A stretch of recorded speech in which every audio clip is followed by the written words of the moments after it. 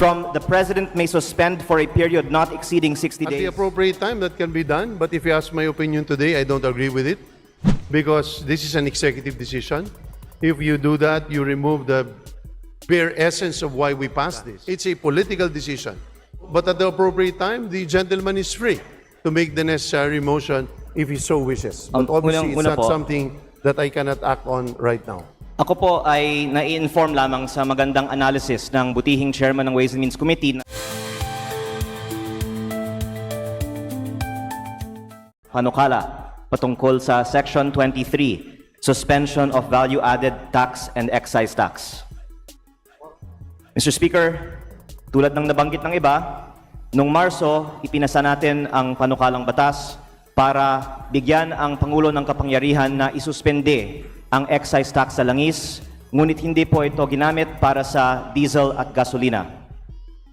Ang ating butihing chairman ng Ways and Means Committee ay nagpahayag din noong Abril 14 na dapat suspendihin ang value-added tax sa langis for 60 days dahil any foregone revenues could already be offset by gains realized in the first quarter.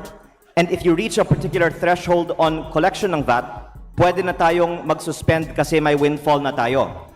May I ask the good sponsor if I can get your support that we amend Section 23 from the President may suspend for a period not exceeding 60 days to the following shall be suspended for a period of 60 days. At the appropriate time, that can be done. But if you ask my opinion today, I don't agree with it because this is an executive decision. If you do that, you remove the bare essence of why we passed this. We passed this legislation for the executive, for it to be armed to address what it feels like is needed to be done. It's a political decision. So ultimately, to say that it has to be suspended and it's going to be mandatory, I think removes the essence of what Article 6, Section 23 is, which is that delegation of this legislative power. So, but at the appropriate time, the gentleman is free to make the necessary motion if he so wishes. But obviously, it's not something that I cannot act on right now. Ako po ay nai-inform lamang sa magandang analysis ng butihing chairman ng Ways and Means Committee na mismong nagpahayag noong April 14 na dahil sa windfall ng collection natin sa unang quarter ng 2026, noong Abril pa, kaya na nating suspendihin ang value-added tax ng 60 days. Hindi po ba totoo na dahil sa windfall, kaya natin suspendihin ang value-added tax ng 60 days? Hindi po eh. So ito po ang report ng Department of Finance na ang kanilang naging increase for the first quarter because of the increase in gas prices, ang tinaas lang ng collection nila ay 3.1 billion. Pagdating po sa for March and April, kasama ang 3.1 nung March, ang naging increase lamang nila ay 11.9 billion. So mababa siya. Pero para sa akin, ang dahilan kung bakit sa naniniwala akong dapat siya masuspinde ay hindi dahil sa windfall, but really, more importantly, it was in my mind needed by the people at that point in time, regardless of whether there was a windfall or not. I felt like at that point in time, it was much needed, regardless of the financial cost, because the moral cost was going to be higher at that point in time. Fortunately, gas prices have gone down and have stabilized. So whatever situation we were facing then, it is not as gruesome as we thought and as we were experiencing then. Thank you, Mr. Chair. Bumabase lang po ako sa pahayag ninyo noong April 14 na sinabi ninyo na dahil sa windfall, kaya na nating suspendihin ng 60 days ang VAT. Ngunit, dagdag ko din dito yung dahilan mo na kahit hindi ito the case, moral na isuspende natin ang VAT dahil hindi makatarungan na mas tumaas pa ang kita ng ating gobyerno sa panahon na naghihirap ang ating mga kababayan. And on your point that we are creating a power to grant to the executive, alam naman po nating lahat na nasa kapangyarihan ng Kongreso na mismo magdesisyon na isuspende na lang ang VAT at ang excise tax. Ibig niyo po bang sabihin, Mr. Chair, sa ngayon, tutol kayo sa pagsuspende ng VAT at excise tax?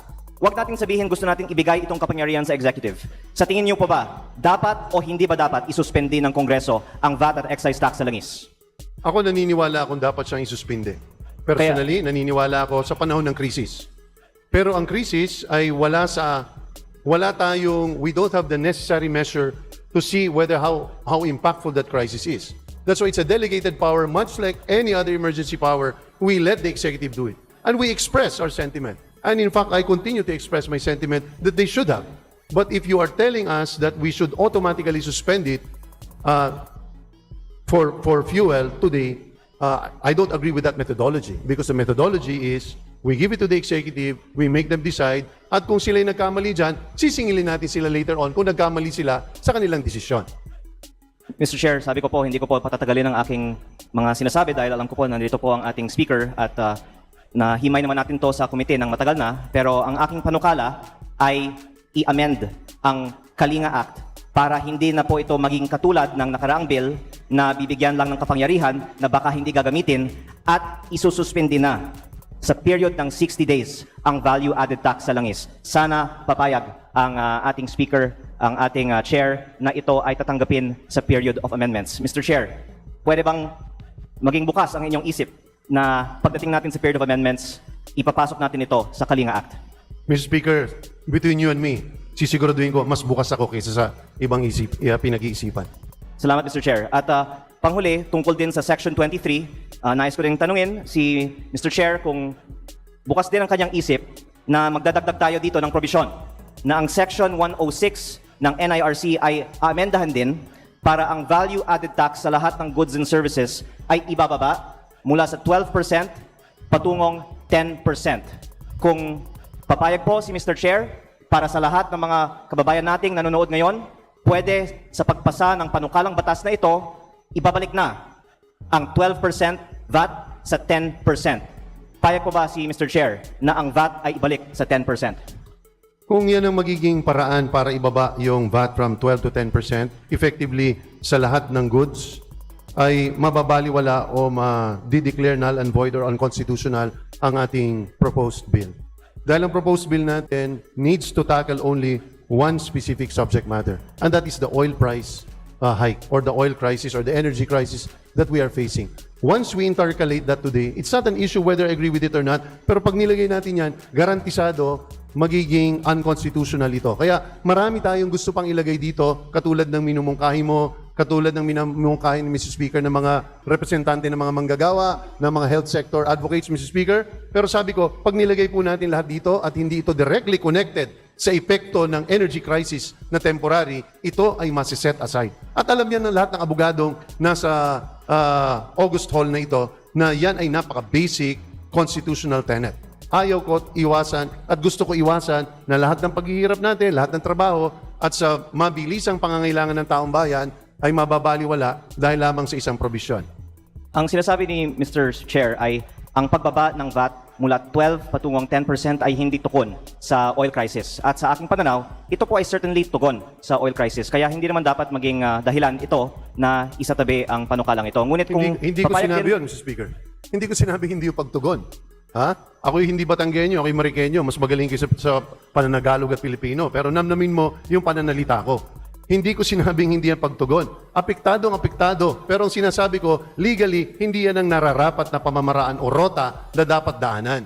Kailangan very specific tayo dito kasi mababaliwala. And that's a very basic constitutional precept that for every bill, you can only have one subject matter. Sa aking pananaw, ito pong pagbaba ng value-added tax ay certainly pasok sa subject matter nitong bill. Pero rather than debating the form, okay po ako na ibang form basta maipasa itong substance. Kaya nais ko lang sana makuha ang commitment ni Mr. Chair na tatalakayin na sa Committee on Ways and Means sa susunod na pagdinig ang pagbaba ng VAT mula 12 tungong 10% at bago magka-recess muli ang Kongreso sa first week of June, mabigyan ng pagkakataon ang lahat ng mga miyembro ng 20th Congress na magbigay ng kanilang boto kung ibababa o hindi ang VAT mula 12 tungong 10%. Papayag po ba si Mr. Chair na yan ang deadline natin by the first week of June?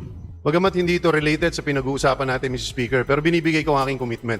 At ang commitment na hinihingi ko pabalik, bagamat wala akong naririnig pang mabigat na mga argumento pagdating sa numero, kung magkano ang kikitain, ano magiging overall effect kapag binabaan natin ang VAT, magkano ba ang magiging gains, windfall gain ng ating lipunan, ng bawat pamilyang nagpapakahirap, hindi pa natin pinag-uusapan yon. Pero ang challenge ay binibigay ko. Sabi nga po, para mapagbotohan, kapag siya nakakuha ng pirma ng majority, ako na mauna, pipirma ako dyan para ibabayan. As soon as you're able to get the signature of majority of the members of the Ways and Means Committee, akong mauna, ipapasa natin yan sa ating committee. That is my commitment. Salamat, Mr. Chair. Baka imbes na kailangan sa labas ng mga pagdinig natin pag-usapan itong bagay, baka pwede sa committee mismo mag-manifest ng posisyon ng mga miyembro ng Ways and Means Committee para malaman na rin ng kanilang mga constituents kung gusto nila ang VAT ay 12% o 10%. Kaya baka sa susunod nating pagdinig pwedeng i-manifest nito transparently for the information ng sambayanan. Mr. Speaker, kung wala kang masahanaping mas transparent pa kundi yung papel. Unless natakot ang aking kaibigan na hindi siya makakakuha ng pirma. Malinaw, kung hindi sino pipirma, yung taong yun ay hindi supportive. Ano Opo. pa pag-uusapan doon? Pareho naman po ang But you ating cannot tingin, hold Mr. Chair. hostage a process. I'm giving you a way out by which I myself will personally sign and support your initiative, Mr. Speaker.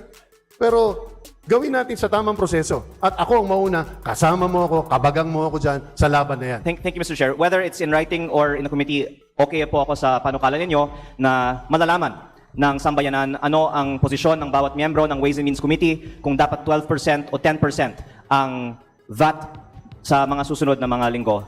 And hindi ko na po pahahabaan ng talakayan kung dapat 12 o 10% o kung dapat automatic o discretionary ang suspension ng VAT o excise tax sa langis sa segment na ito dahil narito po si kagalang-galang na Speaker of the House. I believe that we still have the period of amendments to follow for the Kalinga Act. May I just clarify, is the period of amendments going to follow today or will this be on a different day?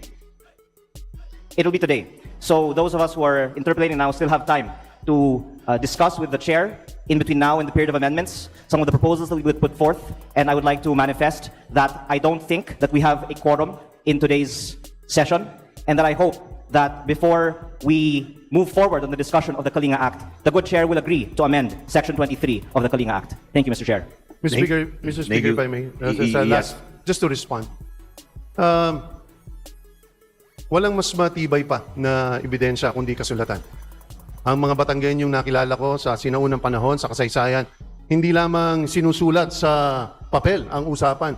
Dugo ang ginagamit para tindigan ang kanilang paninindigan. Kung ang pang mangyayari lamang ay usapan, hindi natin alam sino present, sino absent, walang mas malinaw na basihan kundi papel. At yan ang challenge. Magtulong tayong dalawa. Ilagay natin sa papel, ikaw pipirma, ako pipirma, kumbinsin natin ang ating mga kasama. At kapag yan ay umabot tayo ng majority, sinasabi ko sa iyo, approve pagdating yan sa ating committee. Kung magtatagal tayo sa debate sa committee, walang katapusan yan. Ang mangyayari dyan, magiging pasikatan na naman. Maglalabas tayo sa kung saan-saan. Tayong dalawang kawawa dyan. So patunayan ng ating mga kasama, supportive ba sila o hindi? Maglabas tayo ng kasulatan. At sumulat tayong dalawa, pirmahan natin yan. Wala ka na masahanapin pang ebidensya. 100% agree po ako kay Mr. Chair tungkol sa pagperma para sa pagbaba ng VAT sa Ways and Means Committee. Pero tungkol sa Kalinga Act na sa aking pagkakaalam ay for approval ngayong araw, ang kasulatan naman po ay napakalinaw sa Section 23 na ang panukala ko ay amendahan ang the President may maging the following shall be suspended for a period of 60 days. At uulitin ko po muli, sa tingin ko, wala tayong quorum sa araw na ito. Kaya sana sa mga susunod na minuto, pwede natin talakayin kay Mr. Chair kung papayag siya na amendahan natin para maaprubahan ngayong araw ang Kalinga Act. Salamat po. Mr. Chair, it's either you question the quorum or not. Pwede tayong mag-roll call ngayon o mamaya kung Session gusto niyo. suspended.